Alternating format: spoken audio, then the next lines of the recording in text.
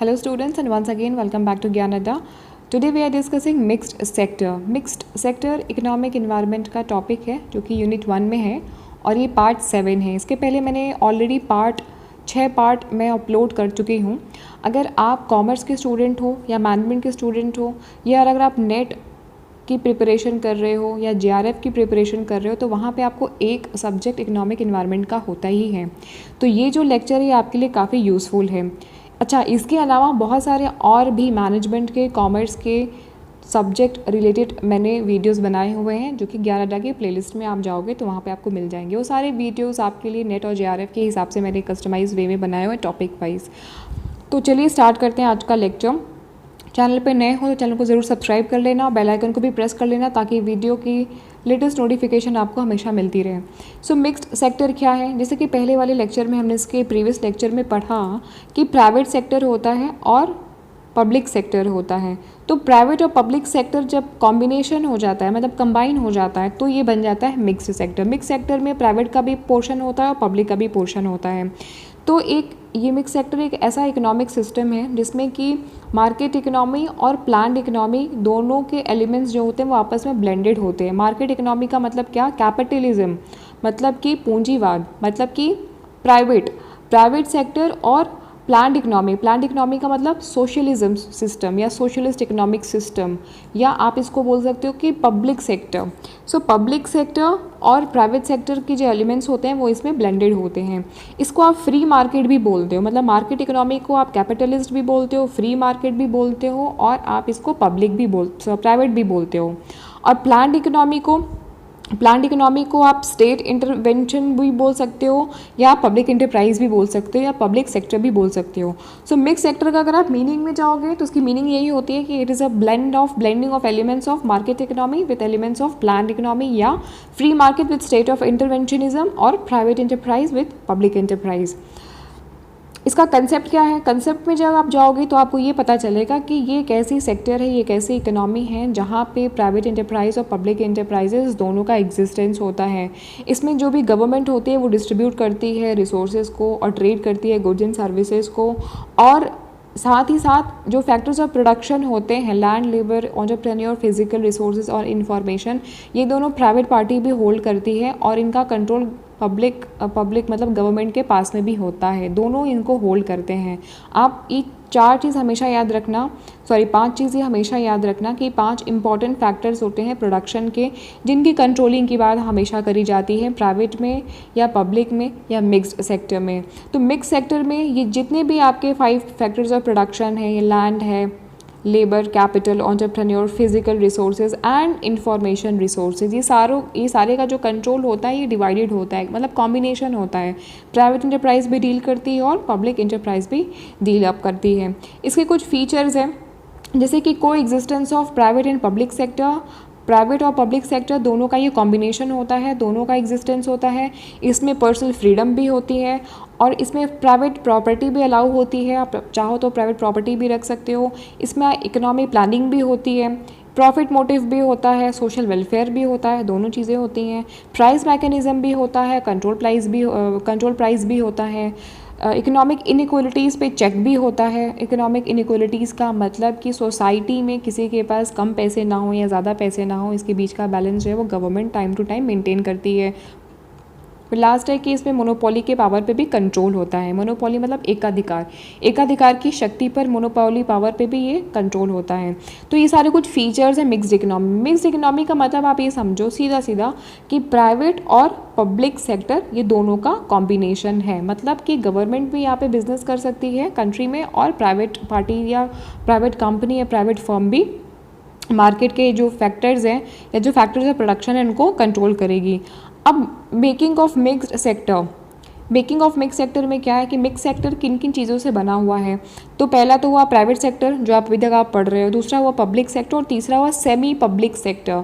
अब semi public sector क्या है? देखो पॉइंट नंबर ए और बी हम अभी काफ़ी पढ़ चुके हैं इसके बारे में, तो हम पॉइंट नंबर सी पे डायरेक्टली जंप करते हैं. सेमी पब्लिक सेक्टर को ऑटोनॉमस बॉडी भी बोलते हैं. ऑटोनॉमस बॉडीज़ बोल रहे हैं या सेमी पब्लिक सेक्टर बोल लो, एक ही बात है. ये these are those in which public and private sector work together by merging their resources either to increase the efficiency. इसमें पब्लिक और प्राइवेट सेक्टर दोनों आपस में एक दूसरे के साथ मर्ज करके काम करते हैं ताकि जो भी रिसोर्सेज हैं, जो संसाधन हैं, उनको इफ़िशिएंट तरीके से यूज़ किया जा सके, उनको इस तरीके से इस्तेमाल किया जा सके जिससे कि ऑप्टिमम यूटिलाइजेशन हो सके और आपकी जो इफ़िशिएंसी बढ़ सके। Still it does not mean that all the autonomous body are efficient in the work. लेकिन इसका मतलब ये नहीं है कि जितने भी ऑटोनोमस बॉडीज़ हैं, मतलब जितने भी सेमी पब्लिक सेक्टर हैं, वो सारे इफ़िशिएंट ही होते हैं। ऐसा भी बात सच्चाई नहीं है। हमारा ये टारगेट होता है, हमारा ये ऑब्जेक्टिव होता है कि हम मर्ज करके सारे जो रिसोर्सेज हैं उनको इस तरीके से इस्तेमाल करेंगे कि इफ़िशिएंसी इंक्रीज़ हो सके।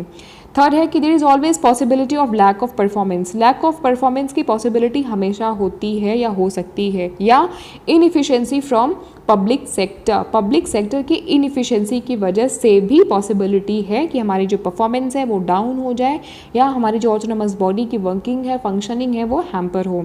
इसके कुछ मेरिट्स हैं, जैसे कि मिक्स सेक्टर काफ़ी इफ़िशिएंट तरीके से काम करता है क्योंकि ये पब्लिक और प्राइवेट दोनों तरीके से मिला होता है।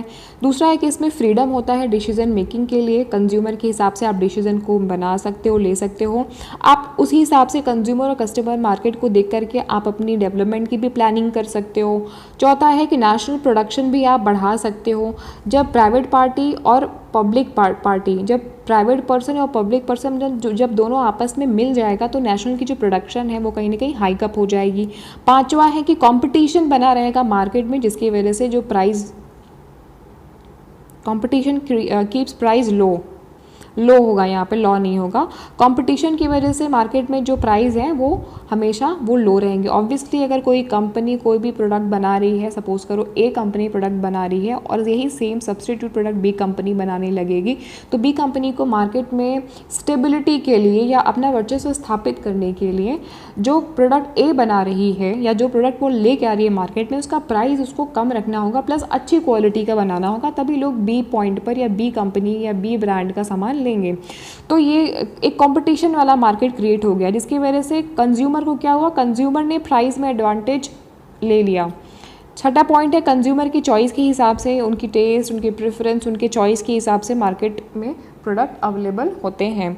सेवेंथ वन इज़ कि there is a greater chance for the government to implement good policy. अब गवर्नमेंट के पास भी क्या है कि काम करने के लिए या पॉलिसी फ्रेमवर्क तैयार करने के लिए एक अच्छा खासा टाइम मिल जाता है और वो अच्छी अच्छी पॉलिसीज़ भी बना सकती हैं, तो इनके चांसेस बहुत हाई हो जाते हैं।